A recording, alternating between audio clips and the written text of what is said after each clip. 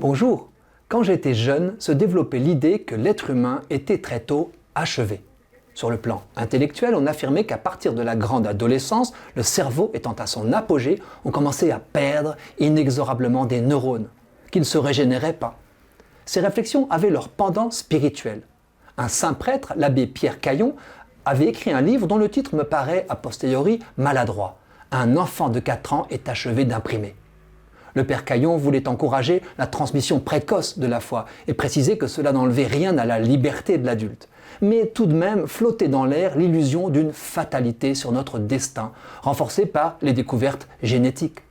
Non seulement nous étions quasi programmés, voire programmables, mais encore ce qui était raté l'était pour toujours, et le déclin précoce des capacités intellectuelles était inéluctable. Il ne s'agit pas de nier l'importance des stades originels de la vie. Le psychiatre Benoît Bayle est allé jusqu'à étudier l'impact sur l'enfant de son mode de conception.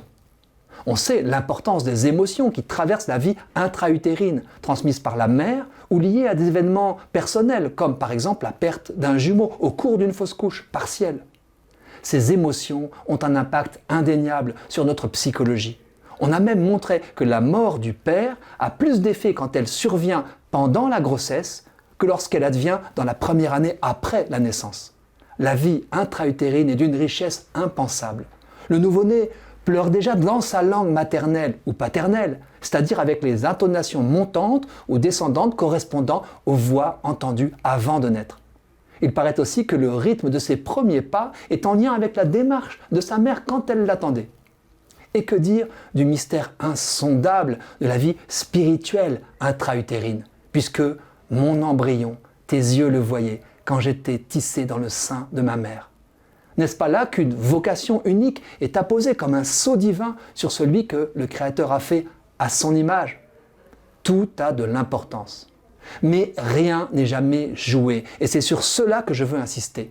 Les neurosciences ont en effet balayé tout fatalisme génétique et même éducatif.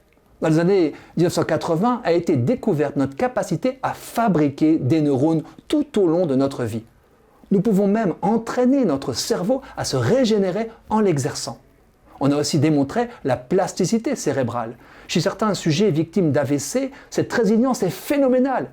Alors que l'imagerie médicale leur prédisait de nombreuses séquelles, voilà que ces rares patients récupèrent contre toute attente presque toutes leurs capacités. Ce qui est vrai pour la vivacité intellectuelle l'est pour le bien-être psychique. Les thérapies comportementales permettent de dominer des phobies, des fonctionnements stéréotypés qu'on croyait définitifs. Mieux vaut savoir que nous pouvons changer, qu'à tout âge, il est toujours temps et utile de travailler sur soi. Et s'il est un domaine où l'on peut progresser jusqu'au bout malgré l'apparence, par exemple au stade ultime de la terrible maladie d'Alzheimer, c'est bien la vie spirituelle. Bref, la fatalité n'existe pas et c'est une bonne nouvelle.